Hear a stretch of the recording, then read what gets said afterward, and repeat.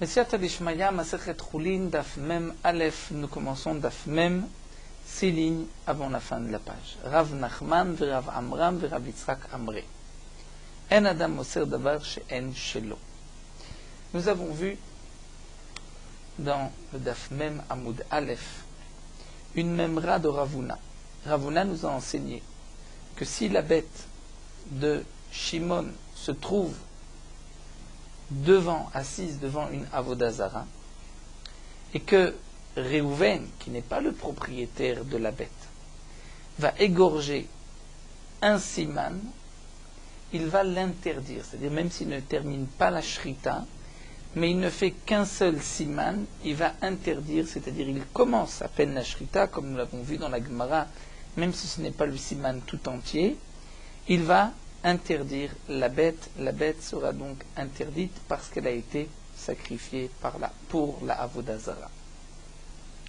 Le ridouche de Ravuna, comme nous l'avons vu, c'est que par une action, un homme peut interdire une bête qui ne lui appartient pas. Bien que nous avons un principe, un Adam oser davar she'eno shelo, un homme ne peut pas interdire une bête qui ne lui appartient pas.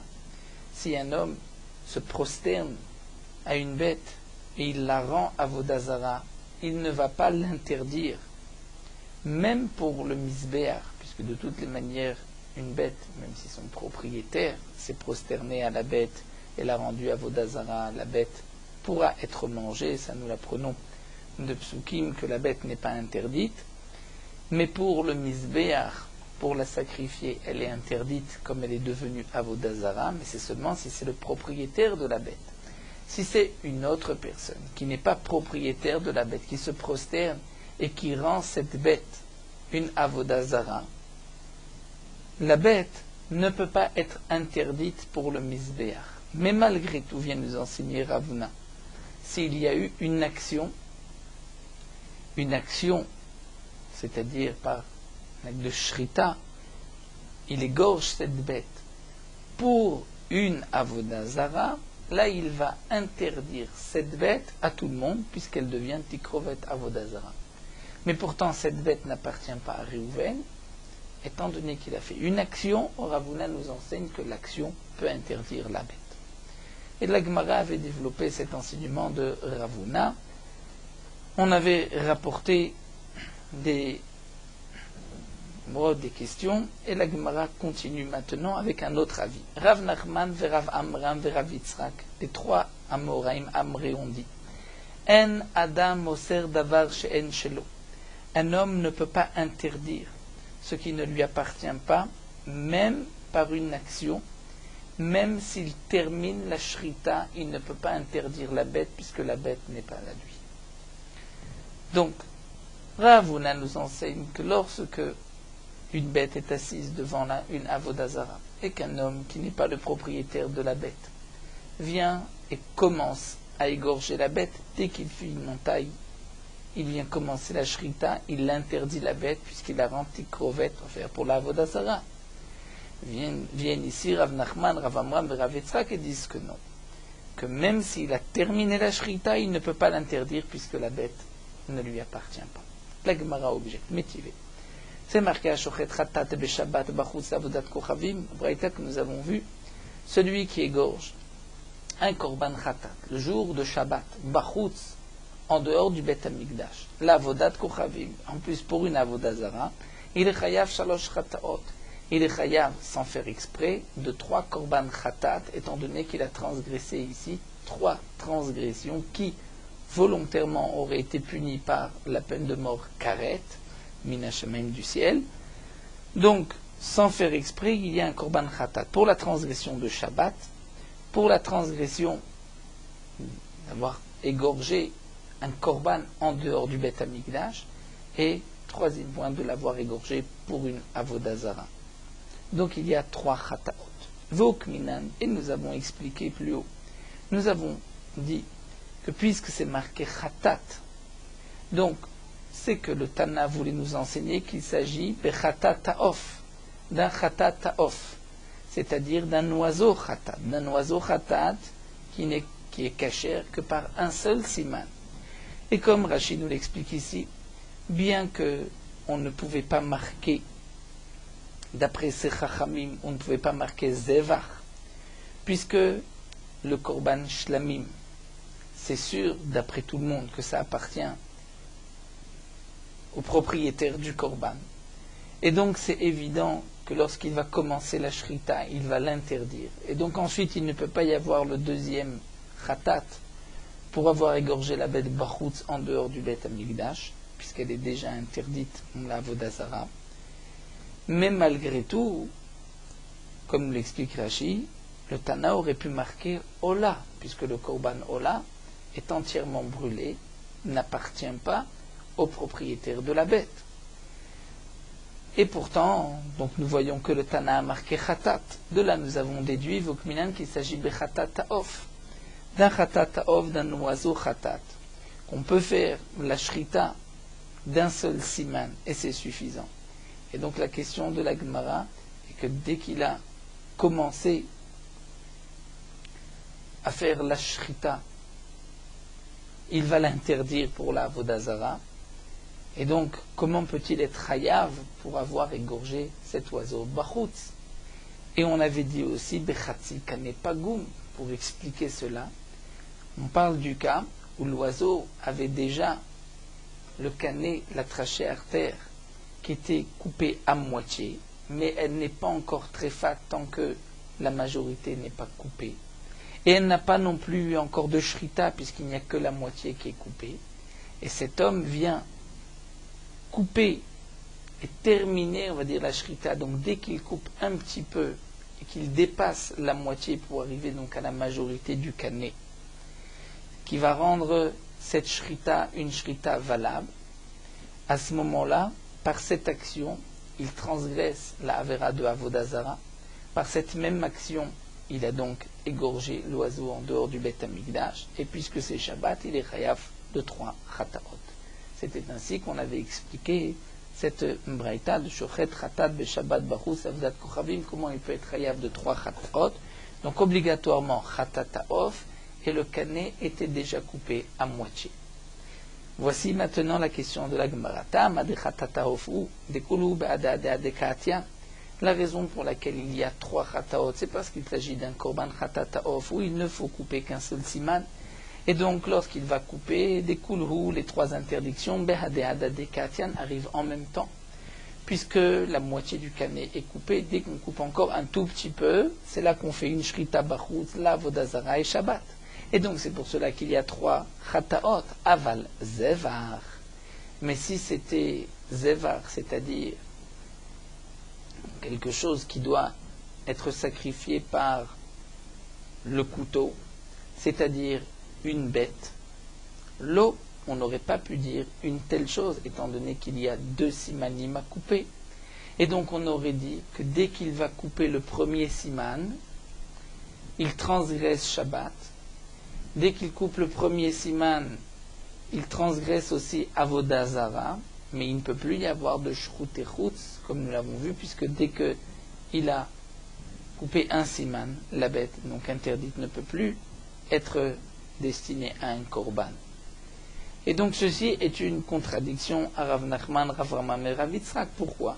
Parce que si veille un adam oser davar sheno shelo aussi, comme ces chachamim nous ont dit qu'un homme ne peut pas interdire ce qui ne lui appartient pas, alors ma'ere chatataof, pourquoi donc parler d'un chatataof d'un oiseau, puisque même afilu chatat be'ema, même d'une bête namée, le din serait le même, puisque la bête ne lui appartient pas. Donc lorsqu'il fait la shrita du premier siman, lorsqu'il commence à faire la shrita, il ne va pas l'interdire pour la avodah zara. Et donc, on pourrait comprendre que lorsque il va faire une shrita entière, c'est là qu'il va transgresser les 3 interdictions. Donc, nous dit la Gemara, nous avons de là une preuve que Rav Nachman, Rav Amram et Rav Yitzhak n'ont pas raison. Puisque, si comme eux le pensent, on ne peut pas interdire ce qui ne nous appartient pas, donc là, on aurait pu enseigner ces 3 chataot, même avec une bête et pas seulement un oiseau. Mais la Gemara va répondre que non. La Gemara va dire Kevan de kanele le kapara kedide damia. Une bête, puisqu'il va l'acquérir par la kapara, c'est-à-dire que la kapara, il va être pardonné par la bête qu'il apporte par le khatata, même si c'est une bête, mais grâce à cette bête, il va avoir une expiation de ses fautes. Alors ceci kedide damia est considéré comme sa bête à lui.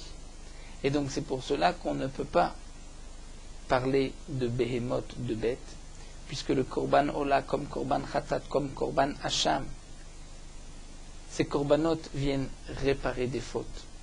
Et donc elles sont considérées comme le korban du propriétaire, comme la propre bête du propriétaire. Korban shlamim, de toutes les manières, sont considérées comme ses bêtes à lui. Et donc c'est pour cela qu'on n'aurait pas pu nous enseigner le din de 3 chataot, étant donné que dès qu'il commence, elle est déjà interdite pour la vodazara, puisque c'est sa bête. Rav Nachman, Rav Aman, Rav Yitzhak nous parle dans le cas où la bête ne lui appartient pas. Et donc c'est pour cela que le seul cas possible où il y a 3 chataot, c'est seulement lorsque on parle d'un chatataouf.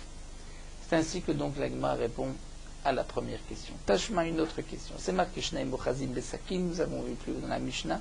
2 personnes attrapent un couteau. Veshochatim, ils égorgent la même bête. Echad leshum, echad mikol elu, veechad leshum davar, kasher, shritato psula. Si une personne, on commence par celui qui pense leshum davar kasher, c'est-à-dire il fait une shrita dans les règles de la shrita, et le deuxième pense égorger la bête leshum echad mikol elu, comme nous l'avons vu plus haut. Echad mikol elu, c'est-à-dire il fait la shrita pour une vallée, pour une mer, pour un désert, la vodazara, donc où la shrita est psula. Donc nous voici dans le cas où 2 personnes font la shrita, une personne a une pensée de avodazara et l'autre n'a pas cette mauvaise pensée, et pourtant shrita to psula, la shrita est psula. Si la shrita est psula, c'est que celui qui a pensé à une avodazara va interdire la bête, même si cette bête ne lui appartient pas, même si la bête appartient à cette autre personne qui lui a pensé une marshava kshira, une bonne pensée. Donc nous voyons qu'un homme peut interdire une bête qui ne lui appartient pas. La Gemara répond non, Achabema eskinan d'ete shutfut begava. On parlera dans le cas où ils sont tous les deux associés. Et donc cette bête lui appartient aussi. Alors Tashma, la Gemara va chercher une autre preuve. C'est marqué, Ametame, celui qui rend impur une récolte qui ne lui appartient pas, ou Amedamea, celui qui va manger de la terouma dans un aliment profane choulin. Et donc il va interdire ce mélange à un Israël. Ce mélange ne pourrait être consommé que par un Kohen, étant donné qu'il a de la terouma à l'intérieur. Et une récolte qui ne peut être mangée que par un Kohen perd de sa valeur, puisqu'elle ne peut pas être vendue à tout le monde. Elle peut être vendue qu'à un Kohen. Le Kohen va payer cette récolte moins cher. Donc celui qui rend impure une récolte qui était des taharot, des aliments purs, qui donc, par cette impureté, il va empêcher le propriétaire de les consommer. Ou bien, puisqu'il a mélangé de la terouma, il va donc causer un préjudice au propriétaire de cette récolte. Ou bien, Ménasser, celui qui prend du vin et qui le verse pour la vodazara, du vin de son prochain, qui ne lui appartient pas. Beshogeg, si ceci a été fait sans faire exprès, patour, il est dispensé de payer le dégât. Mais Bémézid, volontairement, il est chayav. Pourquoi Béshogeg, il est patour, Bémézid, il est chayav? S'il a causé ici un préjudice, un nezek, il doit le payer. Rashi nous explique ce qui est marqué dans la Masechet Baba Kama.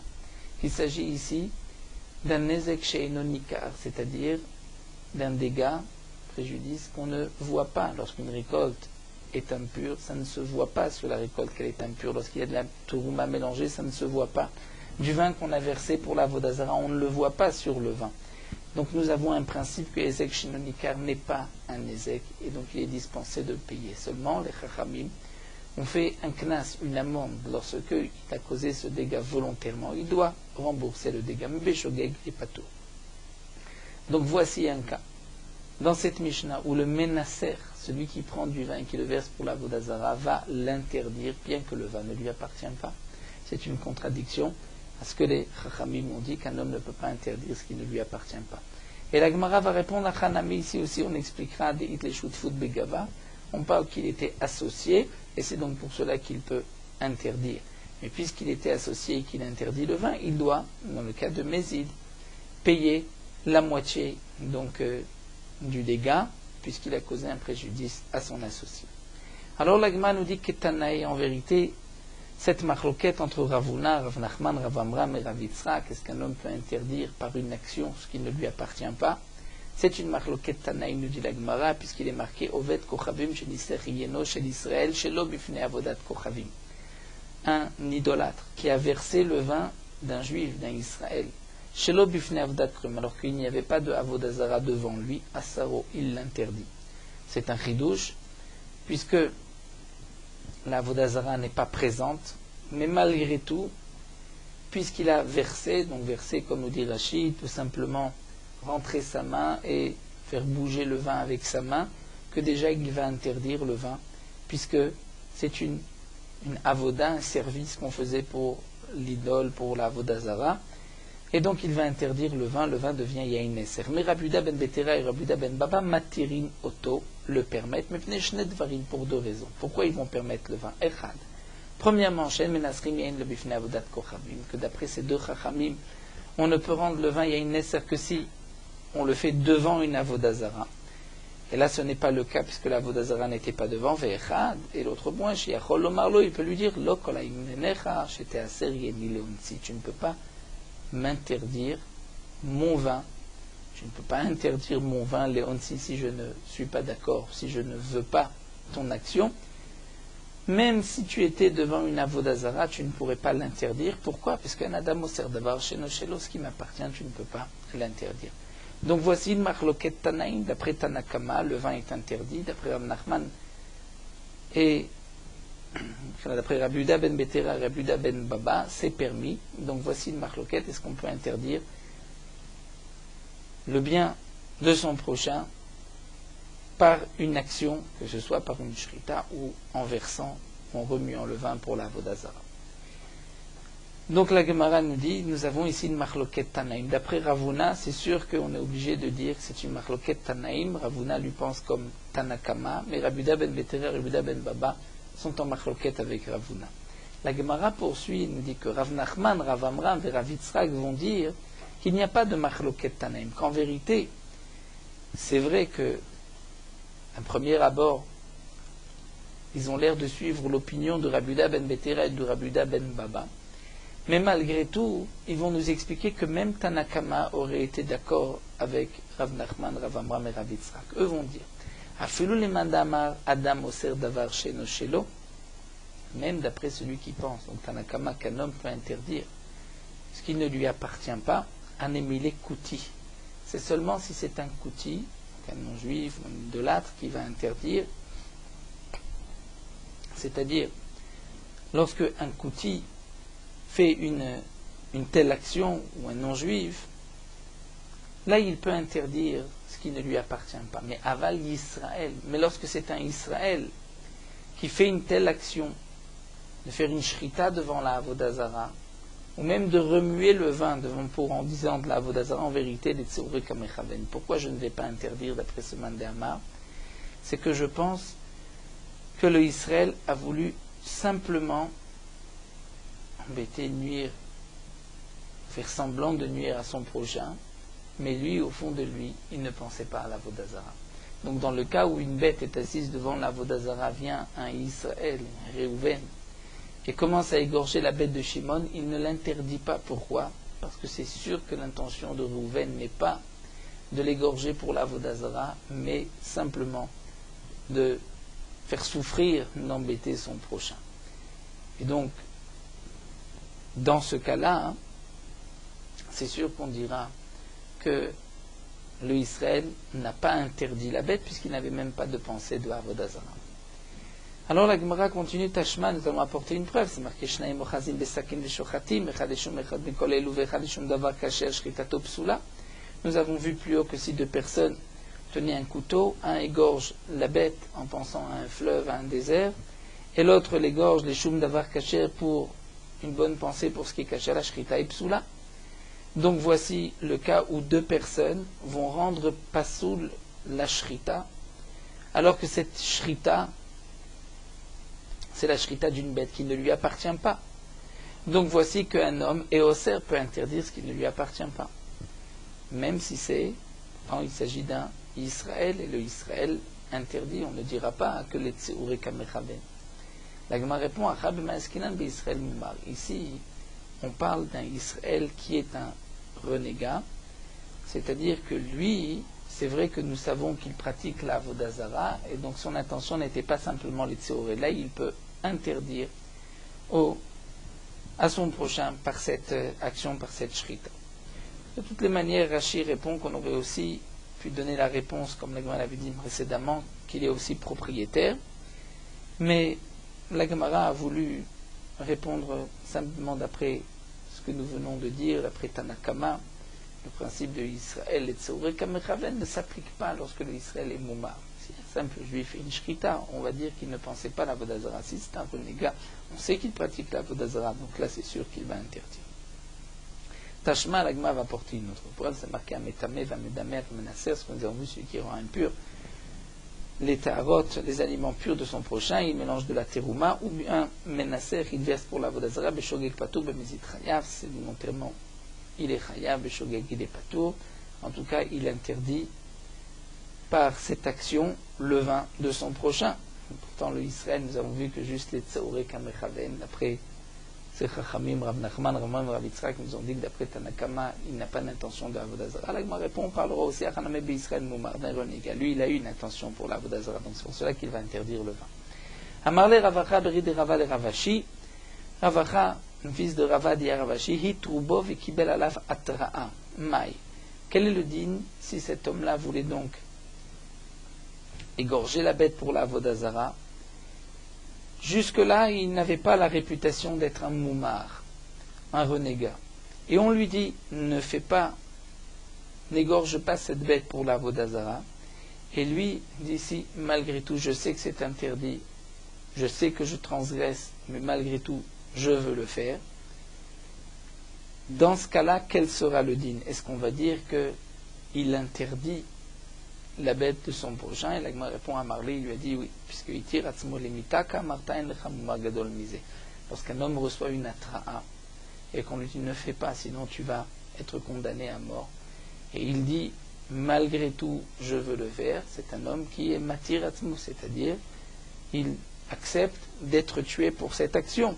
Donc là c'est sûr qu'il est considéré comme un moumar, un renégat, et donc c'est pour cela qu'il peut interdire la bête de son prochain, comme donc nous l'avons vu, comme nous l'avons expliqué jusque-là. Donc la Gemara, là nous avons terminé cette longue soubia où la Gemara nous a rapporté donc une machloquette entre Ravuna, Rav Nachman, Rav Amram, Rav Yitzhak. Est-ce que une bête est assise devant la Vodazara, la bête de Shimon, Réhouven vient égorger la bête, est-ce qu'il peut l'interdire? D'après Ravuna, il va l'interdire puisque c'est une action, mais d'après les autres Chachamim, il ne peut pas interdire même par une action. On continue avec une nouvelle Mishnah. En shochatim lo letoch yamim, la Mishnah nous enseigne, on ne fera pas de shrita à l'intérieur de la mer. Pour ne pas qu'on dise que cet homme-là voulait jeter le sang dans la mer pour le sar, pour le malak, le représentant de la mer. Velo letoch neharot, ni à l'intérieur des fleuves. Velo letoch kelim, ni à l'intérieur d'ustensiles, pour ne pas qu'on dise qu'il récupère le sang pour la vodazara. Aval shochetu letoch uga shel maim.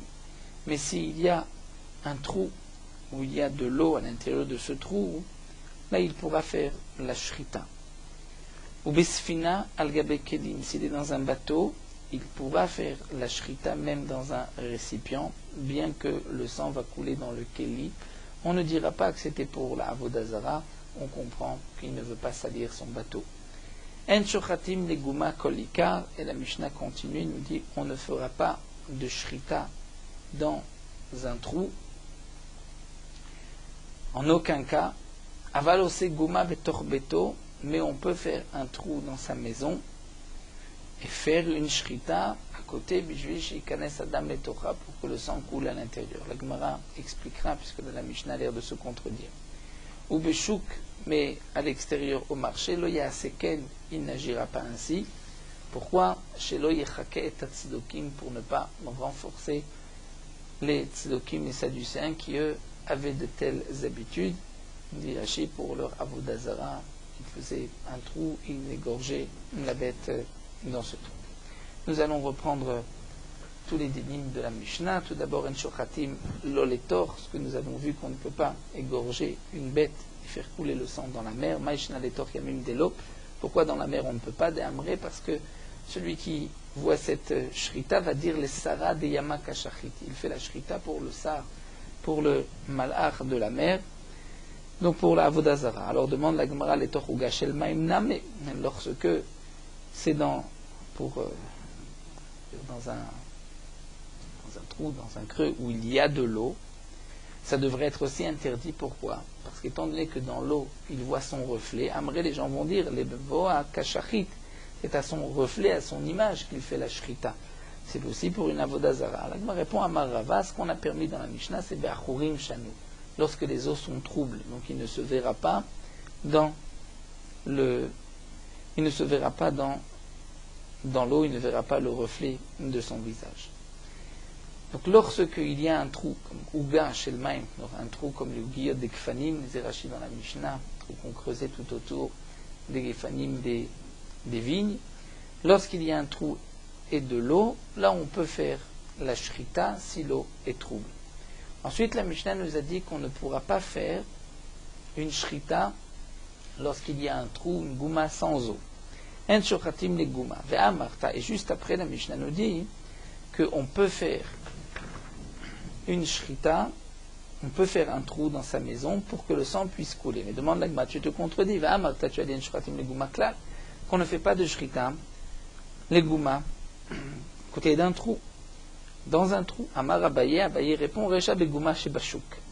La Recha, c'est comme ce qui est marqué à la fin de la Mishnah, dans un trou à l'extérieur au marché. Ça, on ne fera pas, puisque à l'extérieur, on montre une action des tzdokim. Amar le Rava lui dit, mais puisque la Mishnah termine en disant, mais dans le marché à l'extérieur, on ne fera pas ainsi, donc c'est que la Recha, on ne parle pas du marché. On parle à la maison. Et le Tana permet de faire un trou dans la maison pour ensuite égorger la bête. Et la Marava, Rava reprend Achikama, En Shratim Neguma Kolika. On ne pourra pas faire de shrita dans un trou, parce que c'était l'habitude des Sadducéens, des Tzedokim, même dans la maison. Et celui qui veut nettoyer sa cour, et qui ne veut pas salir sa cour, alors Ketzado, c'est comment il fera. Alors lui, c'est Makom Chutz Leguma, il fera un coin, c'est-à-dire, Rachid nous dit Makom, il fera une petite entaille, un petit creux dans la terre, en dehors du trou, Veshochet, il fera la shrita là-bas, Vedam Shotet Yured Leguma. Et le sang coulera dans le trou, puisqu'il ne fait pas la shrita dans le trou, mais à côté, même si le sang coule pour ne pas salir son khatser, là c'est permis. Mais Beshouk, mais à l'extérieur, même ceci est interdit,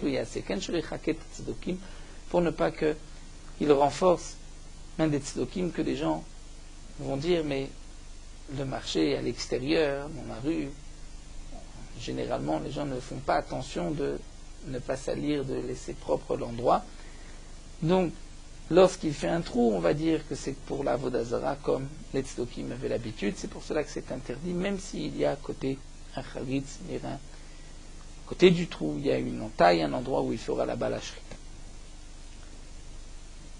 Charitz, c'est plutôt, on va dire, un sillon, un petit sillon. Tana Kavate de Rava. La Gemara nous rapporte une braïta comme Rava, c'est marqué Yamalech Basfina, si un homme était en voyage dans un bateau, Veno Makom Basfina Lishrot, il n'a pas de place dans le bateau pour faire la shrita, Motzi Yadochu Sfina Veshochet. Il peut sortir sa main du bateau et faire la shrita. Vedam Shotet Viored al Dofne Asfina, et le sang va couler sur les bords du bateau et coulera dans la mer. Ve'en shochet leguma kolika, on ne fera pas de shrita dans un trou. Ve'arotze lenaker chatzero, celui qui ne veut pas salir, donc il veut garder propre sa cour, ketzado, c'est comment il pourra faire, ose makom chutz leguma, donc il fera Ritz taille un sillon en dehors du trou, Veshochet, il fait la shrita là-bas, Vedam Shotet, il y aurait de l'égouma et le sang va couler dans le trou. Veshouk, mal extérieur à Seken, Mishum Shenemar, Ubrukotem, Otelechu, puisque c'est marqué, vous ne suivrez pas leurs habitudes, c'est l'habitude des Voda Vodazara des Sadducéens, Vimasaken, Serbdika Harav. Et s'il a agi ainsi, Serbdika Harav, il faut vérifier, est-ce qu'il n'est pas Tzdoki. On comprendra aussi la différence dans le bateau et le makom bisfina, qu'il pourra faire sortir sa main sfina et que le sang va couler sur les parois du bateau. La Mishnah lui avait interdit de faire la shrita dans la mer. Ce n'est pas dans le cas où le sang coule sur les parois du bateau. C'est lorsqu'il va faire une shrita dans la mer, donc ouvertement que le sang coule dans la mer, là c'est interdit. La Mishnah continue, une nouvelle Mishnah, Shochet leshem ola, un homme a une bête qui n'est pas un korban, c'est choulin, une bête profane. Mais il dit, j'égorge cette bête en tant que korban ola, en tant que korban, ou les shem shlamim, zvachim shlamim, ou bien les shem hacham taloui, ou un hacham taloui, c'est lorsqu'un homme a fauté, a un doute, est-ce qu'il a fauté, il avait 2 morceaux de graisse devant lui, un des 2 morceaux était un morceau de graisse, l'autre était un morceau de chouman, et il a mangé un morceau, il ne sait pas est-ce qu'il a mangé la graisse permise ou la graisse interdite, il doit apporter un korban hacham taloui. Donc cet homme-là a une bête devant lui, choulim, et il dit, je fais la shrita pour un hacham taloui. Ou bien les shem pesach, comme si c'était un korban pesach, ou les shem toda, ou un korban toda, shrita to psula, la shrita est psula. Pourquoi la shrita est psula? Après tout, ce n'est pas un korban. Ce n'est pas parce qu'il a dit, je fais la shrita, c'est un korban ola, que ça devient un korban ola, il faut d'abord sanctifier la bête. Mais Rashi nous explique, étant donné qu'on peut offrir un korban ola, un korban shlami, même si on n'a pas de... Contrairement à un korban khatat et hacham, comme nous allons le voir, on ne peut offrir un korban khatat que si on a fauté, un korban hacham que si on a fauté. Mais le korban ola, le korban shlamim, peuvent être offert au Beth Amikdash même si on n'a pas fauté. Donc lorsqu'un homme a devant lui une bête, choulin, et il dit, je fais la shrita pour un korban ola, celui qui voit cette scène va se dire, maintenant il vient de sanctifier la bête et il va l'égorger en tant que korban ola en dehors du Beth Amikdash. Si on lui permet la shrita, il va dire, donc on a le droit d'égorger un korban en dehors du Beth Amikdash. C'est pour cela que les Chachamim ont dit, c'est pas soul. Mais Rabbi Shimon, lui, est marchir. Lui dit, on ne tient pas compte de ce que les gens vont dire. Peut-être il ne pense pas que les gens vont se tromper. Shnaim ochazim basakin, 2 personnes tiennent un couteau, veshochatim, ils font la shrita, echad mikol elu. Donc d'après Tanakama, l'un pense et dit, je fais la shrita pour un korban ola, et l'autre vechad eshum davar kacher, dit non, c'est une bête choulin. Shrita to psula, shrita psula, c'est-à-dire que la pensée d'un des deux peut rendre pas sous la shrita. Maintenant, celui qui fait la shrita d'une bête profane, les shem khatat, il dit c'est un korban khatat, les shem hacham, korban hacham vadaï. Vadaï, puisqu'il y a hacham taloui, hacham vadaï, c'est lorsqu'il avait un homme a fauté, hacham gzelot, il a volé, il a juré à faux, il apportera un hacham, c'est ce qu'on appelle le hacham vadaï. Donc il dit, j'égorge cette bête en khatat, en tant que hacham, les shem bechor, c'est un premier-né, shem maaser, ou d'un korban maaser, c'est le 10e de son troupeau, de ceux qui sont nés cette année, ou les shem tumura, ou d'une bête qu'on a rendue tumura, parce qu'on a pris une bête roulée à côté d'une bête kodesh nezo tumurazo. Dans ce cas-là, shrita to kshera, la shrita est kshera. Pourquoi? Parce que ce ne sont pas des corbanotes qu'un homme peut offrir. C'est seulement s'il avait un chiyuv, une obligation. Et de même, nous dit Rashi, les shem bechor, les shem maaser, on sait que c'est un menteur, puisqu'il y avait, des gens étaient au courant lorsqu'il y avait un premier-né chez une bête ou un maaser. Donc, Zéaklal, voici la règle, Kol davar shenidar venidav, ashochet ishmo asur, tout ce qui peut être offert au Beth Amikdash. Donc, d'après Tanakama, celui qui fait la shrita en disant c'est un korban ola, une bête pour korban shlamim, c'est assour, puisque les gens sinon vont dire tiens, on peut sacrifier un korban en dehors du Beth Amikdash, il est kasher. Mais chez nous, nidav venidav, ashochet ishmo kasher. Est-ce qu'il n'est pas nidav venidav? et qu'on a égorgé l'ishmo, il est kasher, comme le korban khatat et hacham. La Gemara va expliquer à Shochet Leshem Ola, donc celui qui fait une shrita en disant c'est un korban Ola, shlamim, ou même hacham taloui, c'est pasoul d'après Tanakama, puisque le hacham taloui aussi peut être considéré comme un korban qu'on peut offrir. Demande la Gemara pourquoi hacham taloui bar nidar venidavu. Le hacham taloui, c'est seulement si on a fauté et qu'on a un doute, est-ce qu'on a fauté. Mais il y a eu une action et on a un doute, est-ce qu'on a fauté. Mais s'il n'y a rien eu, on ne peut pas apporter de korban tam hacham taloui. Rabbi Yochanan dit Amani Rabbi Lazari. On expliquera que cette Mishnah, c'est d'après Rabbi Lazar qui dit Dama minadev adam hacham taloui bechol yom, qu'un homme peut offrir hacham taloui même si il ne sait pas, même si il était dans une situation où il peut penser qu'il a fauté. D'après Rabbi Lazar, on peut offrir un korban hacham chaque jour, c'est-à-dire un homme peut se dire peut-être j'ai fauté, j'apporte un korban hacham. La Gemara continue, mais Pessah, Barnida Venidavu, est-ce que le korban Pessah, c'est un korban qu'on peut offrir si on veut? Il y a un jour particulier du korban Pessah. La Gemara pose l'action à Zmana Kiviel, il y a un jour, veille de Pessah, mais tout au long de l'année, il n'y a pas de korban Pessah. Donc lorsqu'il dit les Shem Pessah, tout le monde sait que ce sont des bêtises. Amar Abosher répond Shane Pessah. Pessah c'est différent. Oui, il va frachato kol hashana kula. Étant donné que le korban Pessah, c'est vrai qu'on le sacrifiait que le 14 Nissan, mais on pouvait tout au long de l'année sanctifier une bête pour le korban Pessah. Et donc, lorsque on voit un homme prendre une bête et dire je l'égorge comme Pessah, on va se dire tiens, maintenant il vient de désigner cette bête comme korban Pessah, et puisque nous savons que le korban Pessah tout au long de l'année c'est un korban shlamim, donc si on le voit, si ce n'est pas le 14 Nissan, tout au long de l'année on prend une bête qui était désignée korban Pessah, on l'égorge, c'est un korban shlamim. Donc c'est comme cet homme l'a dit, j'égorge cette bête pour korban shlamim. Donc les gens vont se tromper, vont penser que c'est un korban qui sacrifie en dehors du Beth Amikdash. Hamar Rabbi Yannai, mais Rabbi Yannai vient préciser, Loshanu, tout ce que nous avons vu dans la Mishnah, lorsqu'un homme dit les Shem Ola, les Shem Shlamim, les Shem Hacham, Taloui, les Shem Pesach, les Shem Toda, la Shrita Ipsula, c'est seulement si la bête Mimim n'a pas de défaut. Aval Baale Mumim, mais si la bête a un défaut. Medaïedia, les gens savent qu'on ne peut pas sacrifier une bête si elle a un défaut, donc ils savent que cet homme-là n'est pas en train de sacrifier un korban en dehors du Beth Amikdash. Rabbi Yochanan Amar, non, afilu Baale Mumim Name, même si la bête a un défaut. Zimnim, des Ramele Midea Muma, Velo Yade. Peut-être que parfois un homme peut poser quelque chose sur le moum, sur le défaut, et on ne le verra pas, donc on pensera que c'est un korban. Nous avons vu aussi à Shochet les Shem Khatat, celui qui égorge une bête en disant que c'est un korban Khatat, donc là il ne pourra pas l'interdire, puisque tout le monde sait qu'on ne peut pas offrir un korban Khatat. Amar Rabbi Yochanan dit le Shanola Shanom Mechuyav Khatat. Seulement dans le cas où cet homme-là n'était pas Chayav Khatat, on ne savait pas qu'il était Chayav Khatat. Donc les gens ne vont pas dire tiens il a été mafrish un korban Khatat puisqu'on ne peut pas offrir un korban Khatat. Rachid nous dit que lorsqu'un homme fautait à l'époque Beshogeg, il le disait afin d'avoir honte et ainsi de se faire pardonner par cette honte-là. Donc si cet homme-là, on n'a pas su qu'il était Chayav Khatat, les gens ne vont pas dire qu'il a offert un korban Khatat, donc ils comprennent que c'est une bête rouline et on ne tiendra pas compte de ses paroles. Aval Mechuyav Khatat. Mais si on savait, on avait entendu qu'il était Chayav Khatat, et qu'il dit les Shem Chayav Khatat, donc là, Emma, on va dire les Shum Khatato aussi, il le fait pour son korban Khatat, et ce sera interdit. La Gemara demande, Va'alo Kamar les Shem Khatati, mais pourtant il n'a pas dit, je le fais pour ma faute, les Shem Khatati.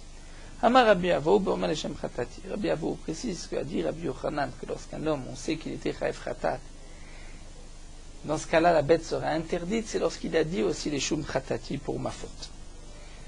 Nous avons vu aussi dans la Mishnah les Shem Tumura, c'est-à-dire un homme qui prend une bête profane et il dit je l'égorge comme si c'était une bête Tumura. Tumura c'est quoi? C'est qu'on prend une bête rouline à côté d'un korban Ola et on dit Zo Tumurazo, c'est une interdiction de la Torah, mais malgré tout, si on a rendu cette bête Tumura, les deux bêtes seront des korbanot Ola. Donc lorsqu'un homme dit les Shem Tumura, le Tana de la Mishnah nous dit que la bête ne sera pas interdite puisque ça ne fait pas partie des Nidar Venidav. Amar Ablazar dit Loshanu el Hashenu zevar betor beto. Mais c'est seulement s'il n'a pas chez lui de korban. Mais dans le cas, donc puisqu'il n'a pas de korban, donc on ne va pas dire qu'il l'a rendu Tumura. Et Rashi nous explique parce que toute bête qui était Tumura, c'était connu, il y avait un col, tout le monde était au courant qu'il avait rendu cette bête Tumura. Donc s'il n'a pas de bête dans sa maison, et qu'on n'a pas entendu, donc de bête de korban dans sa maison, et qu'on n'a pas entendu auparavant qu'il ait déjà rendu cette bête Tumura, donc c'est là dans ce cas-là où lorsqu'il égorge en disant le Shem Tumura, c'est caché. Aval yeshlo zebar betor beto, s'il a un korban dans sa maison, Emma, peut-être que les gens vont dire, il mourrait à Mirbe, c'est-à-dire qu'il a rendu cette bête Tumura, c'est-à-dire par ce qu'il a dit maintenant au moment de la Shrita, même si la bête ne sont pas l'une à côté de l'autre. Mais Rashi nous dit, dans Tumura, que lorsqu'un homme dit, cette bête est Tumura à la place de la bête que j'ai chez moi, la bête sera Tumura, donc les gens vont dire, maintenant, il l'a rendu Tumura. La Gemara demande, Va'alo kamar Hashem Tumura Zifri, mais pourtant il n'a pas dit, j'égorge pour Tumura de mon korban. Comment on pourrait penser que maintenant il a rendu Tumura? Rabbi Avaou précise qu'à dire Blazar, c'est seulement Bomen Hashem Tumura Zifri. Effectivement, s'il a dit Tumura Zifri, c'est là que ce sera interdit, puisque les gens vont penser que maintenant il a rendu la bête Tumura et qu'il va l'égorger. Donc si on laisse la Shrita Kshera, les gens vont dire qu'une bête qu'on égorge en dehors du Beth Amikdash est Kshera. C'est pour cela que c'est pas soul dans ce cas. Donc Zéaklal, on termine avec la règle que le Tana nous a donnée. Tout ce qu'on peut offrir au Beth Amikdash lorsqu'on l'égorge comme un korban ola, korban shlamim. Donc lorsqu'on dit c'est un korban ola ou une shrita de korban shlamim, là ce sera interdit, puisque sinon les gens vont penser qu'il a sanctifié cette bête et qu'il a sacrifié en dehors du Beth Amikdash. Donc si on n'interdit pas, ils vont dire que toute bête korban qu'on sacrifie en dehors du Beth Amikdash n'est pas interdite.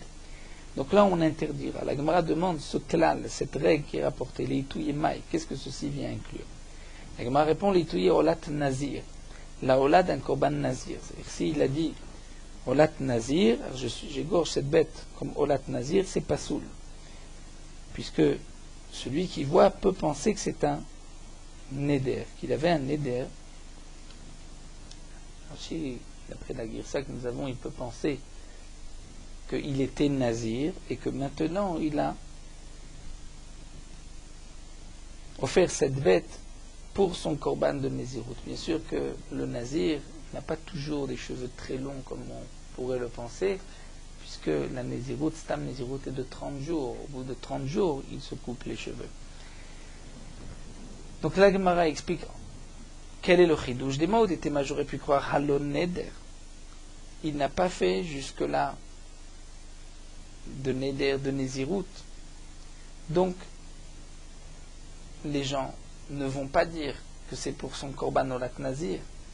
La Gemara vient nous dire, le chidouche est que Emar Nadar Betsina, que les gens vont dire, si, peut-être qu'il était nazir en secret, et que maintenant, lorsqu'il dit, bon, pour un olat nazir, il a sanctifié cette bête pour son korban. Donc dans ce cas-là, ce sera interdit. Chez nous, Nidar Venidav, dans la Mishnah, c'est marqué que ce qu'on ne peut pas offrir comme korban khatat et hacham, si on a égorgé une bête profane en disant le shum khatat ve hacham, elle n'est pas interdite. Qu'est-ce que ceci vient inclure? Les touillés olat yoledet.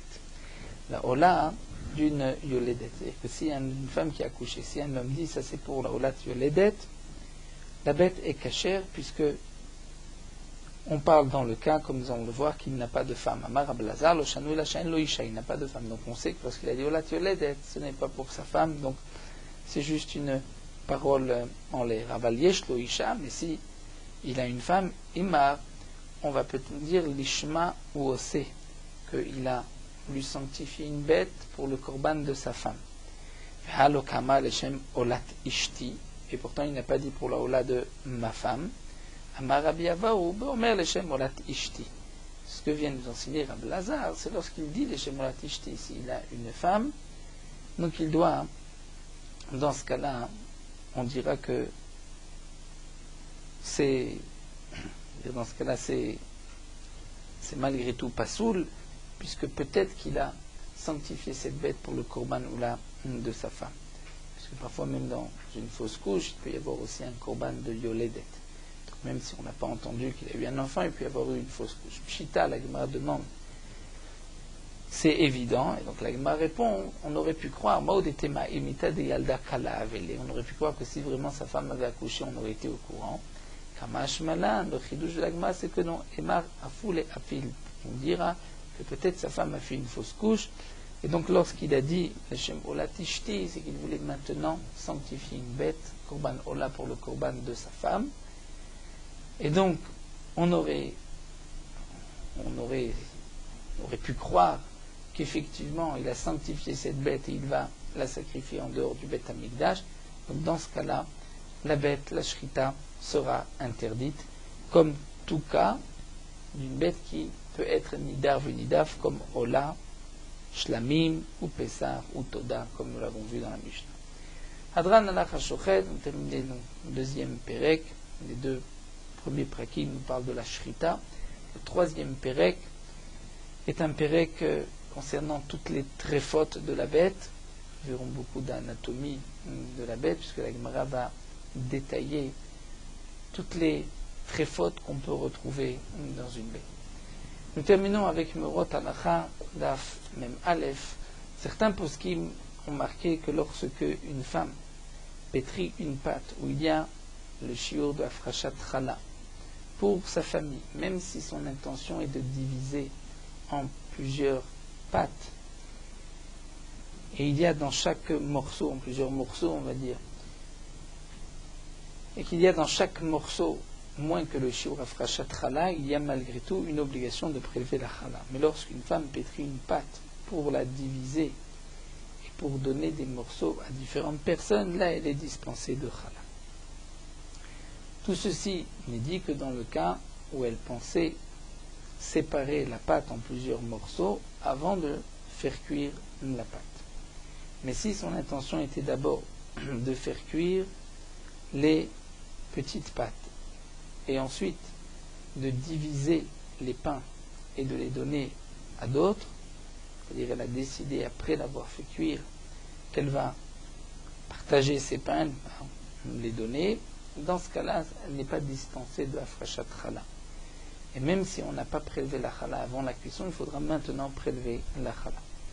Les femmes qui se rassemblent pour accomplir la mitzvah de Afrashat Chala Betzibur en public, parfois, après avoir pétri la pâte et accompli la mitzvah de Afrashat Chala, elles partagent les pâtes, donc les morceaux, parmi toutes celles qui s'associent, et chacune de ces femmes-là reçoit un morceau de pâte où il n'y a pas le shiur, la quantité de Afrashat Chala, et qu'ensuite, une de ces femmes apporte le morceau de pâte et fait cuire le pain dans sa propre maison.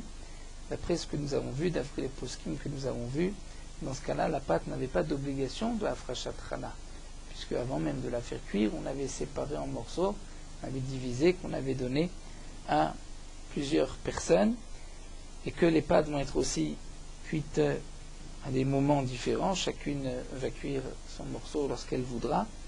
Donc si on veut accomplir la mitzvah comme il faut laisser il faut au moins